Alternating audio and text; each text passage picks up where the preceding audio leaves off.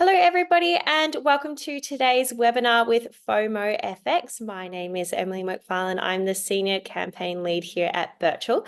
And just before I introduce Peter, I would like to acknowledge the traditional owners of the land from which we are coming to you from today. Birchal is based on the lands of the Wurundjeri people of the Kulin Nation, and we pay our respects to their elders past, present, and emerging. Today, I'm joined by the founder of FOMOfx, Peter Walker, and I just wanted to give you a little bit of a rundown of Birchal and crowdsource funding. So Birchal's working with FOMOfx on their upcoming crowdsource funding offer. A few of you might be unfamiliar with crowdsource funding or CSF. You might also know it as equity crowdfunding, but it's a relatively new form of fundraising in Australia that allows startups and small businesses to raise capital from a large number of smaller or retail investors, as well as wholesale and sophisticated investors through an online platform such as Birchal. So instead of seeking funds from traditional sources such as banks or venture capitalists, companies can turn to their communities, the general public, to raise money in exchange for equity in their business. Birchal Financial Services will be the licensed intermediary for this offer, and I do want to remind everybody in attendance that the information discussed in this webinar today is for informational purposes only and should not be considered as advice or a recommendation to invest. So I would implore you to please do your own research and always consider the offer document and general CSF risk warning before investing. Now, how today's session is going to run, Peter's going to take us through a great presentation, which will be approximately 15 to 20 minutes. I think we're in for a little bit of a treat in terms of a product demo. We'll be getting a little bit of an insight as to where FOMOfx has come from and what they're looking to achieve with their capital raise. We'll then switch to a Q&A session. So if you look at the bottom of your Zoom screen, you'll see a little Q&A bubble. And if you have any questions during today's session, please pop it in the Q&A box as we go along, and we'll endeavour to answer those in the Q&A time at the end. We'll also be recording today's session, so if you do have to hop on at any point, a recording will be sent around. So without further ado, I'll hand it over to Peter. Emily, thanks very much. Appreciate that. And welcome, everybody. It's a very interesting and exciting period for us, but there's a question everybody asks me, so I thought I'd explain right up the front. What do we actually build? What do we do? Well, let me show you. It all started off in the 1950s with somebody named Paul Bigsby and then Leo Fender. They invented this thing. And this thing is a vibrato bar. Now, as you may be able to see as I'm moving it, and on the back, here's all these lovely springs. Now, this is a mechanical process, and it's basically brute force. And what it's doing is it's changing the pitch of the strings, literally mechanically, by moving that. So that was called a vibrato bar. These days we call them a whammy bar. It was called vibrato because vibrato is the thing that singers and musicians have been doing for centuries. It's that little warble they put on the end of a phrase, which adds the little emotional touch. It's always been a very effective emotional thing in music, but it only came to the guitar world in about the 1950s. And then someone called Leo Fender, who invented that Stratocaster, did another version. And the next guy in the chain was a guy named Floyd Rose. He did a third version, which is a lot more complicated, a lot better at its job, but still you're torturing strings and you're torturing the instrument and you've got to carve holes in it. What we've done is come up with this, which is basically an entire replacement for all those mechanics. We're doing it digitally instead of mechanically, so it doesn't affect anything on the guitar or any instrument. It's ultra reliable. The problem with the whammy bar is you use it a few times, now your guitar goes out of tune because of what you're doing to the strings and the instrument. This thing has absolute pitch accuracy. We took this to NAMM. NAMM is like the world's largest music instrument trade show, and quite frankly, we were very well received. We got a best in show for it because they realized that this was actually a step change. It was the next generation. Whammies had been mechanical for 70 years. This was another version. Let me just show you a little slide here. This is the guy who actually invented the successor to the original whammy, Floyd Rose. On the left there, you can see the original Fender patent, 1956 or 9. On the right is Floyd Rose's patent. He was a guitar player, but he was also a jeweler. And he figured out a fantastic way of improving the existing whammy, but it still has all the mechanics.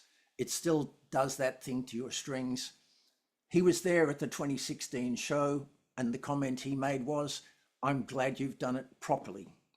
I think Floyd could see that the era of the mechanical whammy was passing, but there was no successor to it until we came along with what we've got. So it's been a very interesting journey. Let me just move along. I'll show you a little bit of our timeline. So 2016, Ian and myself were on the booth. We won the award. That inspired us to go to the next version, but the next version was going to involve quite a significant investment in technology and patents. So we had some angel funding. That enabled us to work on the improvements we wanted on the arm. We also had our own pitch chip because the arm is one thing. What we needed was a stomp box with the pitch chip in it. We did all that. We got the initial patents, which was a provisional patent in Australia, which we would then expand to an international patent. Moving along, by 2020, we'd signed our manufacturing agreement. We started manufacturing about 2 days before COVID struck. So that was a difficult period because getting into manufacturing, normally you'd go to the factory for pre-production. We did a whole series of things to get around that issue. We spent most of 2020 getting it into manufacturing. There's a lot of certifications, electrical certifications, which are expensive and take a lot of time. It was very important that we moved our patent from just a provisional patent in Australia to the PCT process. It's a process whereby you can apply essentially for a world patent, which we now have. It's granted in multiple countries. The journey from there, we wanted to get into distribution. Floyd Rose was originally a serious contender. Their distribution network, they knew they were in a sunset business and could see that we were the opportunity. That all fell apart because of COVID. So we set up our own small distribution. That didn't go so well the first time because the fulfillments that we had, they were crippled by COVID. They were partly relying on the US Postal Service. There were no workers. We eventually moved that fulfillment to New Jersey, which is a much happier situation for us, and they're doing a great job. We also set up our Shopify channels. So we have 3 channels in the US, in Canada, and in Australia. The next task, which was 22, was to start a whole brand awareness, make people aware of who we are, start filling out social content with information because you have to see it and you have to be on socials for people to understand it and enjoy it. We did a soft launch with the product. We started our first marketing and our first sales, which was as much a test marketing exercise. And at the same time, we were working quietly in the background with our new products. But let's go on to the product itself. So it's Virtual Jeff Pro. It's this guy. Look, I can give you a very quick demonstration. Stand by.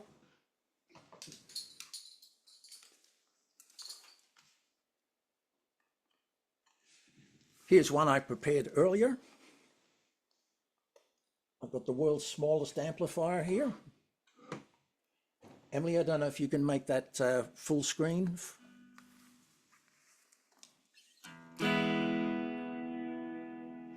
So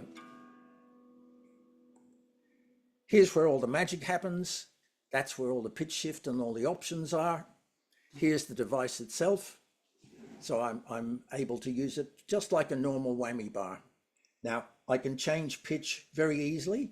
There's actually 2 whammy bars built into the box. I'm on whammy A at the moment. So here I am, and I can play.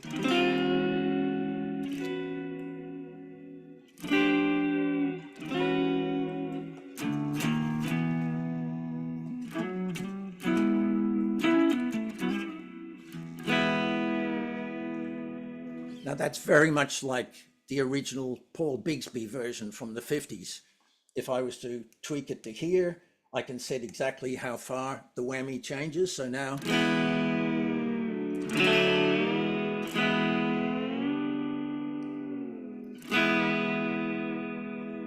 And if I want to go crazy, I can go to the other whammy bar, which I've set up much more like a Floyd Rose.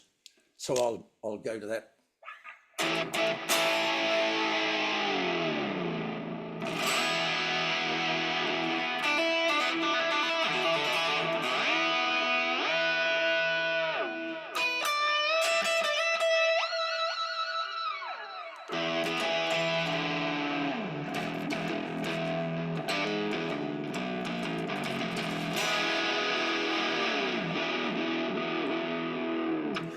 So there's the kind of things that you can do with a whammy bar.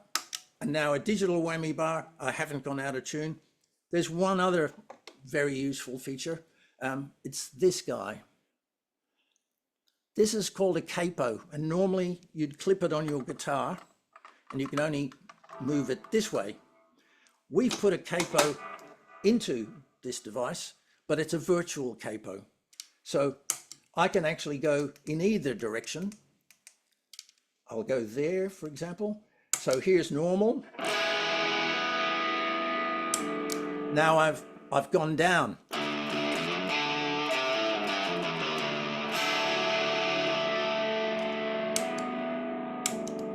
So you can hear that. I can go down even further.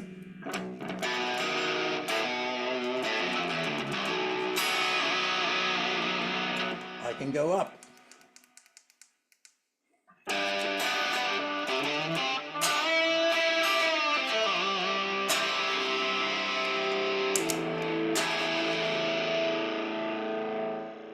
So that's enough noise.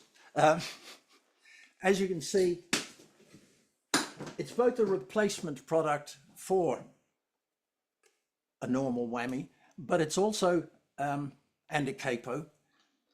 It lets you do things that you couldn't possibly do mechanically. One of those little tricks I did was I pulled it up up a whole octave. Now, if you tried to do that with a mechanical whammy, the strings would break, of course. So that's not a good thing. It doesn't put you out of tune. There are other features like hold and blend, which again aren't available on a mechanical whammy. And the virtual capo is incredibly popular because these days a lot of people are tuning their guitars down a semitone or 2 semitones for different songs and different styles. Now, instead of carrying a second or a third guitar, you can just hit the capo button and that will do absolutely everything for you. Instead of carving holes in the instrument, the mounting is very simple. There's a little mount that we use, which was product of a lot of design. You can put mounts on any instrument and you can slide the unit on and off. So you can have 4 guitars ready to go and move your virtual Jeff from guitar to guitar. So it's been a very rewarding process because so many musicians have come back to us with their feedback. It solves a lot of problems. There are many people like myself who had a guitar that I couldn't have a whammy. Ian always had one on his Strat. I never had one. I couldn't put one on mine.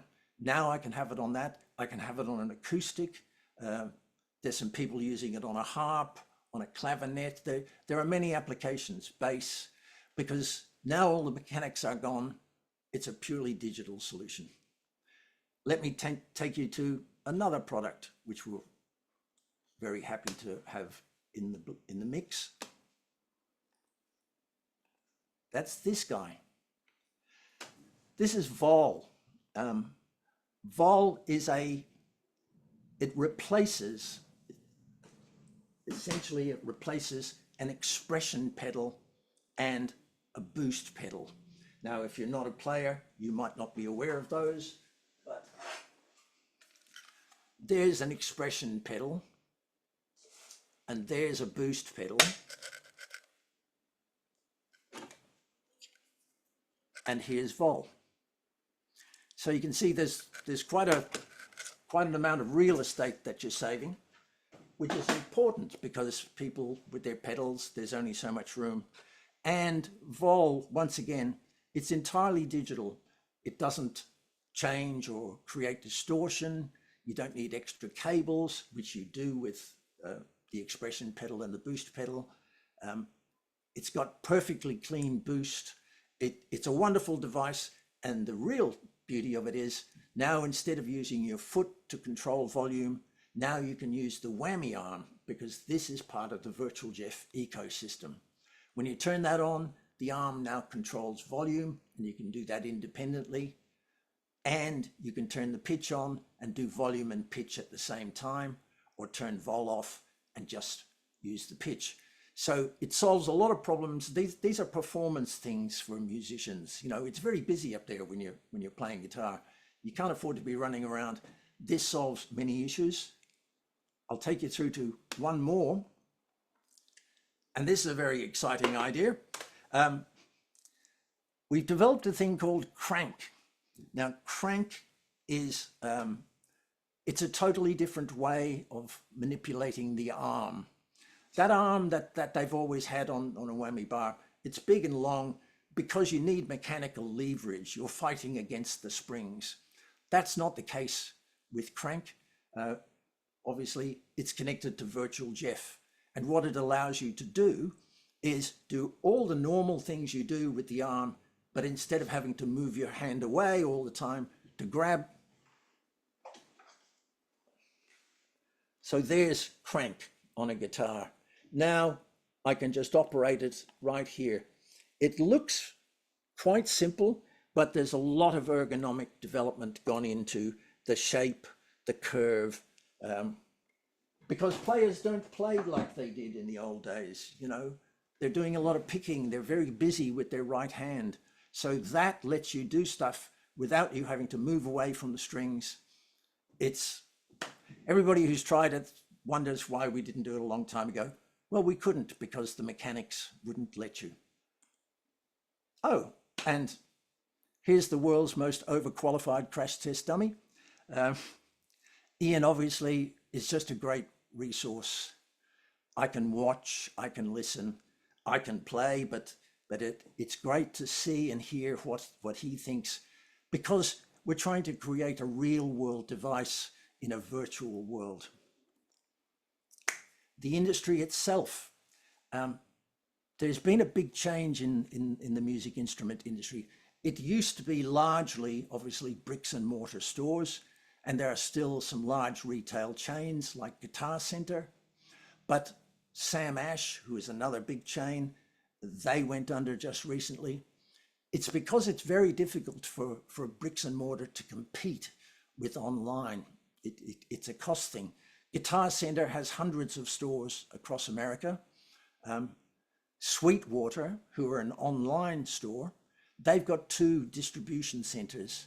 Now, they get a return on their 2 distribution centers, which are automated and have, you know, it's like an Amazon, but for guitar stuff. They're getting a return from 2 distribution centers that Guitar Center gets out of 300 stores, all of which need staff and storage, and, you know, it's just a very difficult equation in the modern era to be running bricks and mortar, especially on the large, you know, the large chains. So we've seen the emergence of online. Obviously, we all do online shopping. COVID probably pushed that along and accelerated it because none of us could go to the shops. So there's a direct to consumer model now, which bypasses what used to be the distributor in the middle. Retail still has its place because people do want to go and see a product, but as you know yourself, often you might want to go and touch and feel it, but then you'll walk out the door and get out your phone and buy it online with whoever has the cheapest price. So there's a strategic place for retail, but not in the conventional give it to a distributor and let a distributor fill the stores. We've set up these, as I said, we've set 3 Shopify channels up in the US, in Canada, in Australia. That lets us deal with local currencies and customs, and we could have an end of financial year sale in Australia because everybody knows it's June the 30th. That's not a thing in the US as much, so we wouldn't have one there, and vice versa. So we have the direct online channels. That is the way of the future. It's the way of the present, but certainly the way of the future. We also have a relationship with Thomann. Thomann are Europe's largest distributor. They're mostly online. They do have some stores. That's a very good relationship for us. We couldn't possibly service Europe, setting up fulfillment, etc., etc. It's too complicated. So for the moment, it's a great partnership with Thomann. They rang us, they wanted the product. So that for us was a very good move. Here's our team. I don't need to say any more. Look, obviously, Ian and myself are co-founders, and Bill, our chairman, a very experienced businessman. We have the accountants and patent attorneys. Very importantly, we have a connection which is long-standing with 4Design through Robbie Wells. They're one of Australia's premier industrial designers, because something like this takes industrial design. And we won a Good Design Award for it in Australia a long time before we ever hit NAM in America. It's a very well-designed and manufacturable product, because that's very important. We also have Neil, our marketing guru. It's important that we get social media. It's important that we make brand awareness. It's important that we can launch new products by creating the buzz around the internet and the socials, because that's where everybody is. The days of newspapers and televisions and in-store promotions, they're definitely on the wane. You can reach a global audience. Being in Australia, we would normally be, it'd be very difficult for us to market a product from Australia if we were doing this 25 or 30 years ago. I know, because I was doing this 25 or 30 years ago. You had no internet, you couldn't reach the audience, you had to get it into the stores. That has all changed.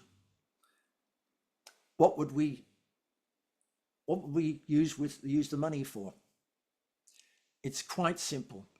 We've managed to establish the brand, get ourselves visible on social media, get the credibility from high profile players, and do some marketing. But it's been on a small scale. We've reached maybe 1 or 2% of our customers, because the internet is a big place. So we would like to expand our marketing significantly. We can turn those numbers of hits from 10 million to 40 or 50 million. We can ramp up the sales by doing that marketing. If you don't see it on your phone, then we can't sell it. So that's a very important part of the modern era. We have the new products, which we will follow up. That's an ecosystem. We have Virtual Jeff, we'll have Vol as a companion product, we'll have Crank as an alternative arm. We'll be able to bundle those. We will do a total revamp of the website. In the background, we have all our patents going on, which they're in 8 different countries. They require renewals. We're actually working on something in R&D at the moment, which will be another patent application. We've got a registered trademark that requires renewals. And the last thing there is a USA presence. The USA is our major market, but it's actually only 43-44% of the global market. But for us, it's an important market. We have a scheme, a retail affiliate scheme, where instead of using distributors, we can approach there are thousands, 8,000 to 9,000 small music stores in America. we can do a relationship with them whereby they can have access to the product online through a special channel. A customer can walk in, they will have one to demonstrate. They don't have to hold stock. They will be able to say and advertise the product. It will become a very good way to allow people to see the product and touch and feel it. If they buy it in store, that's great. If they buy it online, that's even better for us. But for us, it's a no overhead. That will be through our normal channels, but it will give us a presence in your local store. Okay, there's the happy twosome. I'm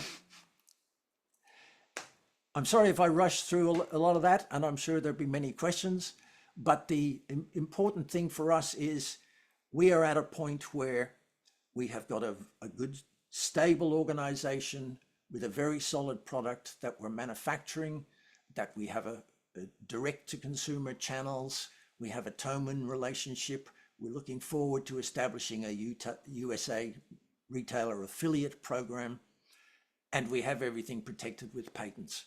So in short, that summarizes the business. We know that there's a big future, because if you think about the whammy bar, despite all its problems and its mechanics and you know the issues it creates with having to carve holes, it's still around. They're still selling the one they invented in 1950, and the Fender from 1956, and Floyd Roses from 1978, 79, because the effect is part of music. Vibrato is here to stay. It's not going away. We know no one has come out with a competitive product, because there's a few tricks in here. This little guy sits inside. That's an essential part of the mechanism. It's patented.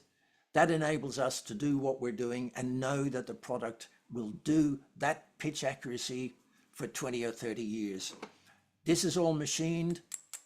It's built to endure the modern world of a musician on stage, which is quite hostile. It's hot, you know. It's a very exciting time for us, because we've seen the feedback. We have all the means. We now want to scale up. So I'll hand back to you, Emily, and you can fire away and anybody can ask us questions.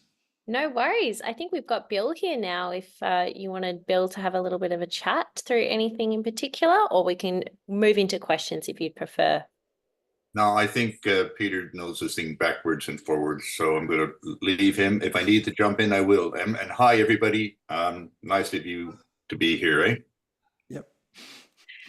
Thank you so much. So first and foremost, I'd love to understand what has been your most exciting collaboration to date. That's a very good question. Probably RJ Ronquillo. He's a fabulous guitar player in Nashville, and we sent him one in the very early days. We were nobody. He would not have heard of us. RJ got it, got back in touch and said he loved it, and he did a review for us on YouTube. Now, we were very inexperienced at trying to set up those kind of things. Normally, you would be paying people for that sort of stuff. RJ just took the product, loved it, and did a great review. And that was a little springboard. And when we did Vol, when we got that together, I actually flew to Nashville because I wanted RJ to be the first guy to see it. And we've got a great clip.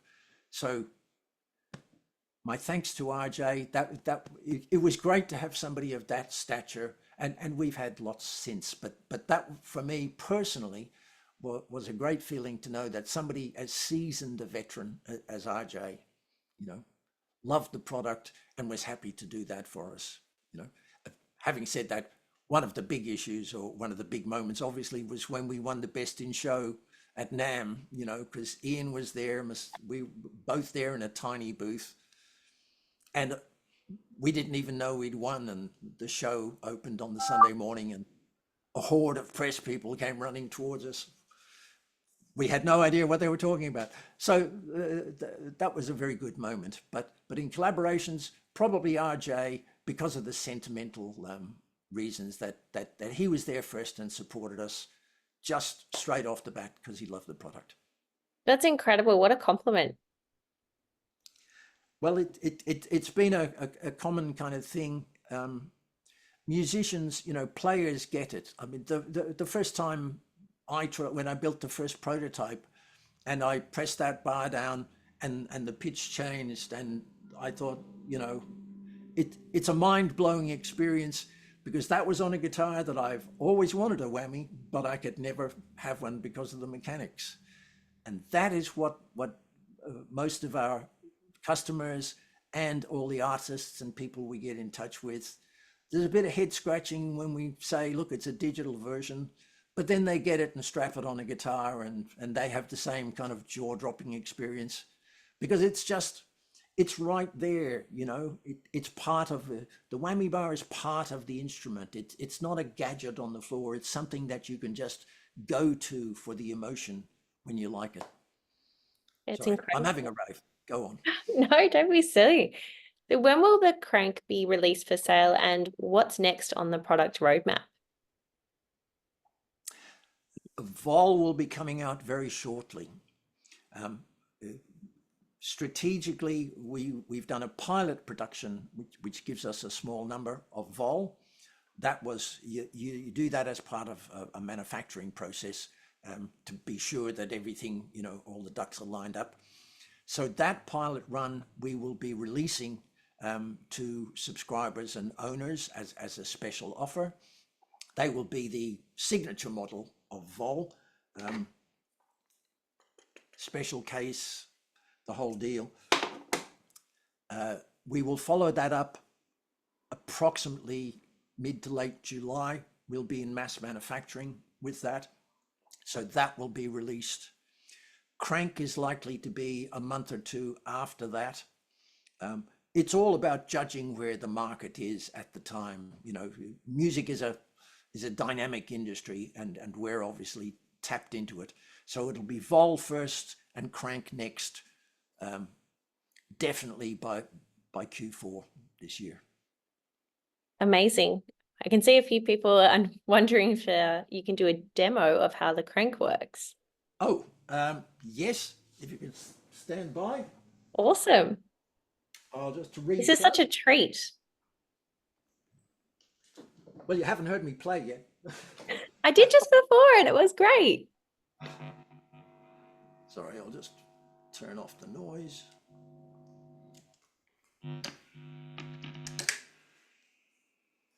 I'll grab. There we go. Try not to stand on anything.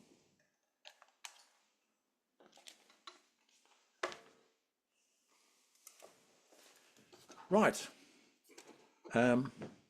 We might need to go full screen again if you can, Em.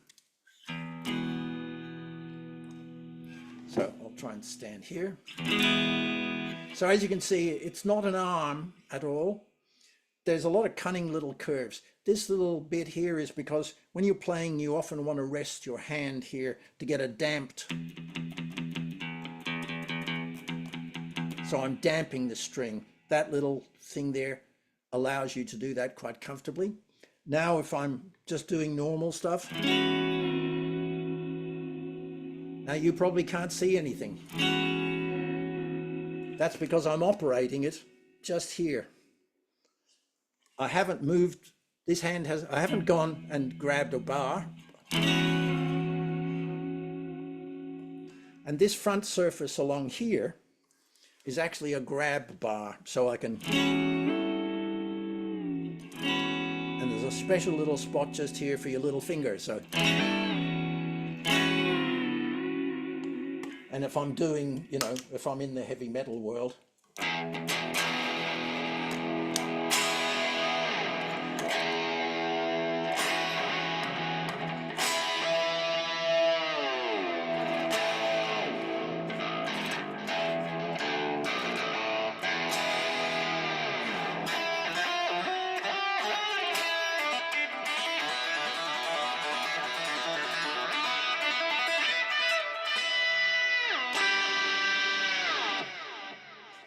it's all about ergonomics. You know, in the old days, people would play and grab the arm and play and grab the arm. Now I can do all of that without moving at all. I can wobble with it. I can pull it up. I can push it down, because people are doing a lot more of, you know, they're doing a lot more with their fingers. So you don't want to be moving away from the strings. Crank lets you just operate exactly as you would with your hand in position. It's much faster, basically, is what it comes down to, in short. It's a much faster way of operating a whammy bar. And you couldn't do it in the old days because you needed the leverage.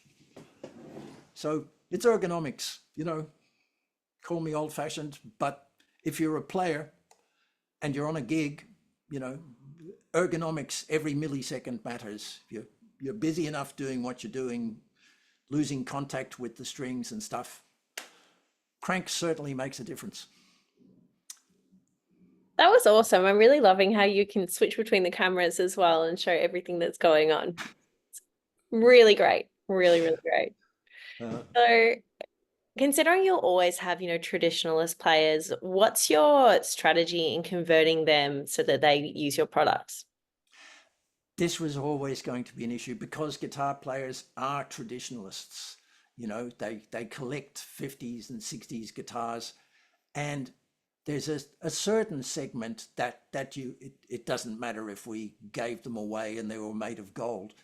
Some people just don't want to change, and we fully, I mean, I love the original Bigsby and I love the Fender and I love the Floyd, but Virtual Jeff does many of those things without the penalties. So a lot of the people who've bought the product are at least partly traditionalists. They saw people like RJ using it, and they've seen, you know, other Manuel Gardner Fernandez. They've seen a lot of people use it and thought, well, it seems to work, and they've bought it. Now they still have their guitar that's got their Floyd Rose, but now their other guitars have got Virtual Jeff. You will never drag somebody out and say, stop using your Floyd Rose. Why would you? I still love them. But the thing that's not sort of so obvious is there are generations that have now been born who have never gone into the mechanical whammy world. They love the effect and they worship all the people who use them, but their guitars don't have them. They don't see it as being something they could, you know, putting up with what you have to with a whammy bar and going out of tune and all that. It just doesn't fit the modern era. This guy fits the modern era. It's digital, it's flexible, it's got modeling inside of it. It's got a whole bunch of features. So we have, our demographic is actually surprisingly 40s and up are a big part of our customer, who are people who do know the old whammy school and love them. But there's also a much larger and growing demographic of people from 40s down, for whom, you know, they couldn't contemplate that once upon a time, you know, phones had dials on them and a cord that you plugged into the wall. You could never persuade them to go back to that. This is much the same thing. It's a digital tool, and we're in the digital era. So we've got a lot of fundamentalists who've come over to our side with Virtual Jeff, and we have another demographic that we will penetrate as we expand out the products. This is probably a good segue, actually. Are you looking in the future to make it wireless? As a matter of fact, it's already wireless. This little guy here, we'll take the cord out. This is a wireless link, which comes with the product. Who's plugged in? So here's the crank thing. I'll just unplug, because we were wired before. I'll unplug the cable over here.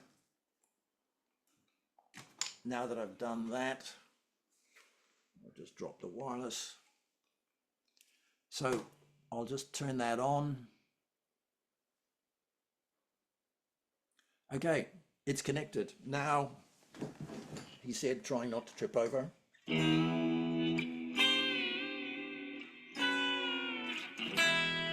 So now I have, that's operating completely wirelessly via this little guy. So yes, we always recommend to people when you're doing a big gig, don't run wireless. And the reason for that is because in the modern era, there's just a lot of interference. If you can afford a $3,000 or $4,000 wireless system, you can probably beat that. But I've seen, you know, failed clips on YouTube with international bands in front of 20,000, 50,000 people coming up and hitting something and nothing. But after a minute or two, the roadie rushes on with a guitar cable and plugs it in, you know, goes back to a cable. Wireless is great for small gigs and practice and rehearsal and stuff. Personally, I wouldn't do a stadium gig with a wireless rig because it can all go horribly wrong. Yeah, that I'm sure is everybody's worst nightmare. So Yes. always good advice. So what volume of sales do you have at present? Where, Bill, maybe I'll pass over to you and I'll have a. Yeah, okay. Look, we've sold about 1,000 units. We softly went into the market. Again, everything we wanted to be all right, so not over trading and stuff. So we sold, our revenue from sales to date is about 645,000, mix of 1,000 units. We've got a bunch of inventory, which we can move. So yeah, we're pretty happy with where it is, but it needs to scale. It needs more push in the advertising and the companion products to be bolted into it to give it a wider offering. We're not unhappy with the way sales have gone at all. We just need, you know, we probably penetrated 1% to 2% of the market. So, so far so good. Yeah. Great to know. So what business lessons have you learned from launching the virtual Jeff, Peter? Well, the first thing was that the thing that I touched on earlier is that bricks and mortar and distribution is gone. You know, that the plan would have always been to normally, we were in negotiation with Floyd Rose's distribution because they seemed like an obvious target and they've been doing it for years. We had two other people at NAM as well, which we'd prearranged. The first lesson is online is the future. The next lesson for that, which Neil, our marketing guy, could, online, they're adding 100 to 200 million websites to the internet per day. Therefore, it's, people would think you put it online, everybody sees it, people buy. Well, you're one tiny little website in a mass. So the only way you can create and drive sales by that is through social media content. So the lesson to be learned there is you must have content, you must have people, influencers, you must have Instagram and Facebook and all those channels set up so that you can create a community. The modern era is all about creating a community. That's why we focus a lot on our after sales service and our support, is because these people, they all own one, they have friends, their friends have friends. It's a community building process. So the biggest lessons are you must be doing it online, you must have a social media presence, and you must respect that presence and provide them with good content, informative content, and credible content. I think that it's relatively simple if you put it in those terms. Doing it is a lot more complicated, but we're pretty good at that by now. But the concept is driving sales is all about using social media. That's the biggest lesson. 100% content is king. It's something we say to our clients all the time. Yes. The stronger your content, the better results you're going to get. So that's really good advice. So will Mossy be using this on his Chisel 50-year tour? Yes, he will. He already uses it on his acoustic tour, and has been, because it goes on an acoustic just like it goes on an electric. That Chisel tour, he has that on his Brown Telecaster. He's had that. In fact, we had a sneak preview. If you were to go back to 2019 or 20 or something, there was a Cold Chisel gig. And if you looked carefully, there was Ian using a pre-production version. So yes, he'll definitely be using it on the Cold Chisel tour.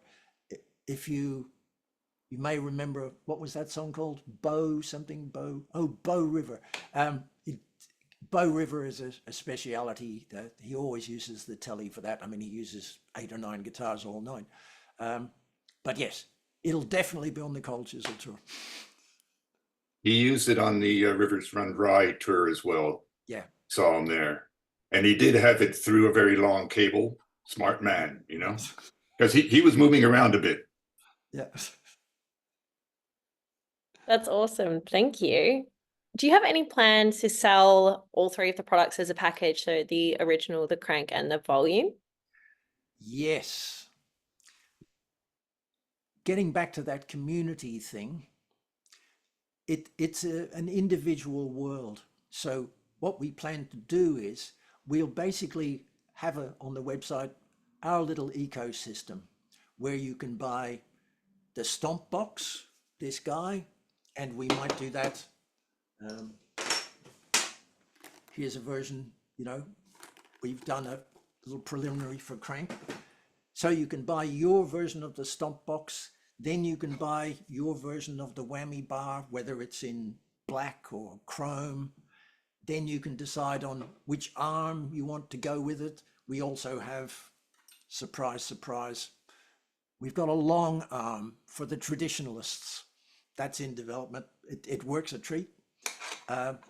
And vol. So we'll do the old bundling strategy where basically I'll have one of those and that one in chrome. Thanks. That allows people to get a personal package, which is important because everybody has, a different style. They're doing different things. You will create your own bundle package. And we think that it's a tried and true formula. And it allows that extra personalization that people appreciate being able to do these days. Awesome. I'm sure that's music to everybody's ears, pardon the pun. So how do you attach them to a guitar, and is it difficult to switch them between guitars? No, it's not. How they attach is this guy here. So I'll try and do this. So this is a mount. That mount on here is a double-sided adhesive. Now, it's not the standard adhesive. Normal double-sided adhesives use an acrylic glue. You can't put an acrylic glue on any surface that has any acrylic in it. And a lot of the finishes on guitar have acrylic in them. What would happen is that the acrylic here and the acrylic in the guitar would eventually weld together and you'd need a chisel to get it off. This is a special 3M product that uses a rubber-based adhesive. You peel off these strips, you plunk that down and hold it for 10 seconds. Now it's mounted. That will fit on flat bodies, on arch bodies, on acoustics. We've done all the maths and geometry.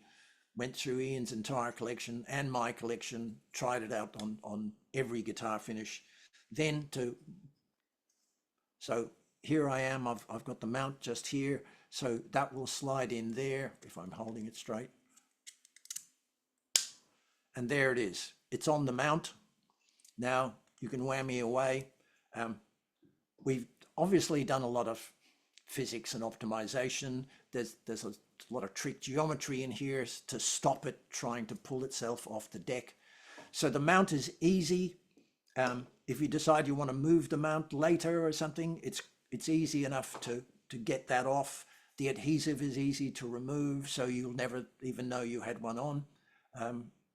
That was important because the normal whammy it's a lot of routing, it's a lot of holes in your guitar, and I don't recall any manufacturer ever saying taking a big chunk out of my guitar will improve the sound. So this is a totally benign way, doesn't change your instrument at all.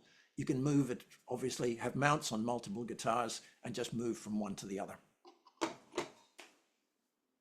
Awesome. Can it be used on a bass? Yes, it can. That's the other fun thing is that people may not think that bass players use whammies, but honestly, the reason they don't is because they can't put them on a bass. You know, mechanically, it'd be very difficult. They've tried a few. We have a clip. If you go to our website, FOMOfx.com, and you scroll down, you'll see we have a little section called 50 Shades of Jeff. And there's a picture there of a guy named Charles Birchal.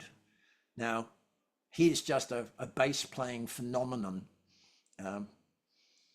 We had no idea. He just bought one. We had no idea he'd bought one. And was so impressed. He did a 3-minute clip and put it on YouTube, and you'll see that if you click on the 50 Shades of Jeff thing, you'll see there's a whole bunch of artists, and you'll find Charles there. And he's doing, you know, exactly what you'd expect a guy with the whammy bar to do. He's bending stuff, and he changes key halfway through using the virtual capo. So yes, it's very popular with bass players, and so is the virtual capo for exactly the same reason. The guitar players these days are changing their tuning quite often, which means swapping guitars. The bass player would have to carry 2 basses. Now they can just use the virtual capo. So it's popular on bass. It's popular on harp, you know, the acoustic harp. Emily Hopkins Emily is a harp player. We saw her on YouTube. She was reviewing a few pedals. So we sent her one, just, you know. She got it, and you have to understand, harp players have never had access to vibrato or anything like that, because, you know, the harp is a big instrument, and there's never been. So she did a clip, and that went, you know, viral. We got millions on TikTok and Instagram and stuff like that. We went to there's a harp festival that we went to last year, which is like the NAMM for harp players. And it was fantastic. There was all these young players. Electro harp is very important for young people these days. It's now an electric instrument, so they can use a whammy on it. And it was the same thing as guitar players. You bend the things and everybody's eyes pop up. We have brass players using it. There's an electro tuba player. A lot of players clavinet in particular for keyboards. It's very flexible, because we spent a long time working on the pitch chip, which is kind of the heart of it. We did about 20 revisions of that pitch chip, working on getting it just as close to transparent as we can. Pitch shifting is a highly complicated mathematical process, and it's all about fine tuning around the edges. So we did revision after revision, chasing that last little bit of a percent. And now we're very happy, and everybody who uses it just can't believe how transparent it is. And, you know, especially as we're from Australia, because that's the beauty of the internet. They don't know or care really where we're from. They just know it works. Amazing. Thank you. Do you have any plans for MIDI implementation, I feel like I'm going to say this wrong, hexaphonic pickup? Did I say that right? Yeah, you said it right. Look, it's funny you should mention MIDI, because on the back of the box here, there's a MIDI socket. We were aware of you know, vol and crank and those kind of things right from the word go. Ditto with the MIDI. So it already produces a MIDI output. Now that's the high resolution 14-bit MIDI, and I'm sorry to lose half of you here, but the MIDI geeks will know what I'm talking about. So you can already control MIDI devices with it. And we will do some little side products for the MIDI community. We'll convert that to 2 separate MIDI streams, so you can control, and 2 separate control voltage streams. We've already built and prototyped all of these kind of things. So you'll be able to drive modelers and all the modern era of MIDI controllable devices straight off the whammy arm. Once again, you know, a lot of these things are foot pedals at the moment, but if you've got it right there, it's in your hand. You're much more sensitive with your hand than you'll ever be with your foot. We can make it, you know, bi-directional. It can do one thing when you go down and something else when you go up. You can't do that with a pedal. So yes, we're right on to MIDI. I've been a MIDI guy for a long time. Awesome, you're all over it. So who owns the IP at the moment? Is it FOMOfx? Yeah, we're actually Technology Connections International. Okay. Is the official name of the holding company. FOMOfx is 100% owned. Ian and I started FOMOfx originally because I've been building, you know, stage gear for Ian for decades. And some of those we were getting requests from people who, oh, what's that buffer you use? Oh, what's that? So we were actually going to take those into production, just small scale production. So FOMOfx was going to be that company. Now that's just the trading name of Technology Connections International, which is the parent company and whose name we'd love to change because it's a mouthful, but it all gets complicated, you know. Can totally understand that. Sometimes we get some issuers come on with some very fancy technical names, and then you see the outward facing consumer driven name and it's completely different. So totally get that one. So what's your current manufacturing capacity? At the moment, we're only doing runs of 1,000. However, we're doing it with major factories. That was part of the process of going to NAM. We'd already been and done an analysis. We'd worked with one of our partners for design with Robbie Wells. They're very experienced in Asian manufacturing. They've seen many products go through manufacturing. So we basically analyzed who is appropriate. The manufacturers that we have can basically do 100,000 pieces. So in reality, and this is another interesting thing, they could see that this product is basically an entire change and a revolution for an existing product that's still selling after 70 years.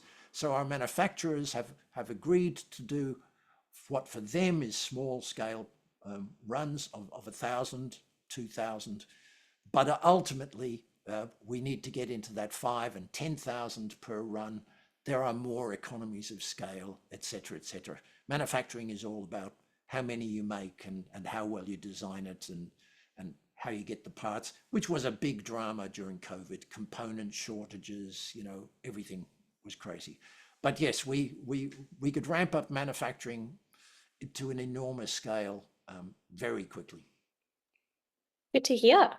Just to add to that too, and these guys do work for people like Presonus and Behringer and all the big names, you know, Line 6. So this is what they do, is they build music electronics. So they're the right people to be there for a lot of reasons, you know. Yeah. Cute. So what will funding mean for you in terms of immediate opportunities and timing? Bill. Okay, yeah, look, we've got a plan that moves from the minimum to the maximum, and there's the ability to morph this, depends on where we end up.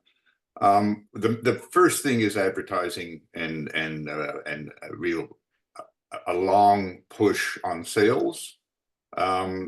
We want to open up a presence of someplace in the US.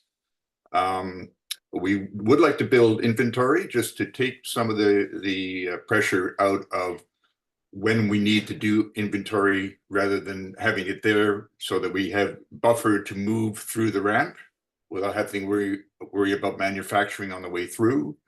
Look, it'll give us the ability to move a lot quicker than we have been able to so far. I think that's the big thing, you know. So yeah, that's the overarching plan, you know. And that new inventory also allows us to do the bundling that we're talking about.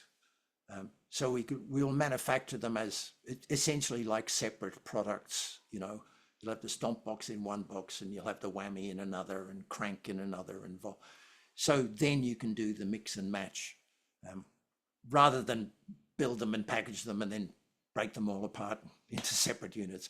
We'll just do another run of individual units. Great to hear. We are running short on time, so we've probably got time for just one more question, but just keep in mind, everybody, if you do have any further questions, you're welcome to reach out to the team via their Birchal profile. There is a message button on the top there.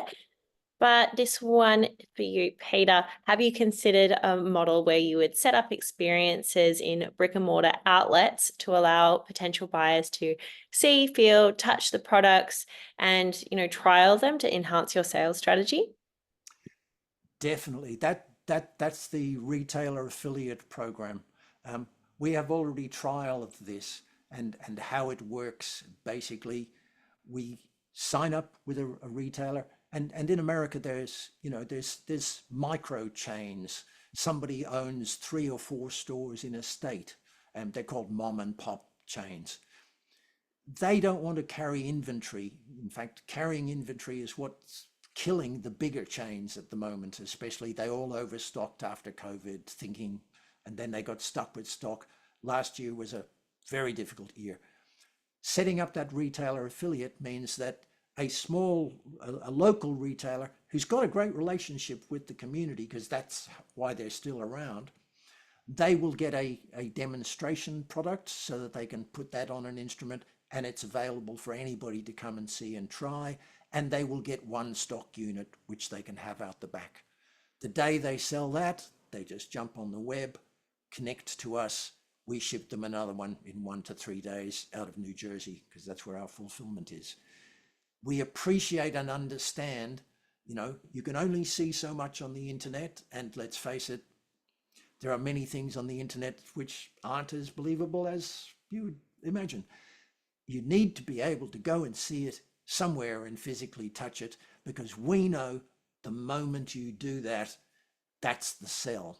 There's the sale. The first time they do that and go, oh my God, this thing actually works. So that retail affiliate network is very important, because we don't want to go through the chains. They're very difficult to deal with. They do extraordinary things with your product pricing. They get all the data of the users, but they just send stuff back to you if, shove it out the back door and you have to come and pick it up if they don't sell any, or they trash the pricing. It's much better to deal with the local guys who have a relationship with their community, not impose a stock burden with inventory on them, but deal cooperatively. We will list them as preferred resellers, and we'll do the support. We'll be there for the warranties, all that kind of thing. It's a no overhead operation for them, and effectively it's no overhead operation for us either, because that's what we do, dealing direct with our customers. Awesome. Thank you so much, Peter. All right, we'll finish up here. If anybody does have any further questions, which I suspect a few of you will, please reach out to Peter via the Birchal profile. I've popped it in the chat box there for you all. And also please express your interest if you haven't already, so that you get notified when the offer does open to the EOI list. It will be in public mode for the first 2 days, and that will just be available for people who have expressed their interest. Thank you everybody for coming along, and thank you so much, Peter and Bill, for your time today and the incredible, I'm just in awe. It was just so fun to have you here today and to see the products in use and see the passion you have behind this business. Fantastic. Thanks, Emily, and thanks everybody who joined in. I hope you got some answers, and I hope you got a bit of a flavour of who we are and what we do. So thank you for being here. Thank Thanks you. again. Thanks, Ed. Bye.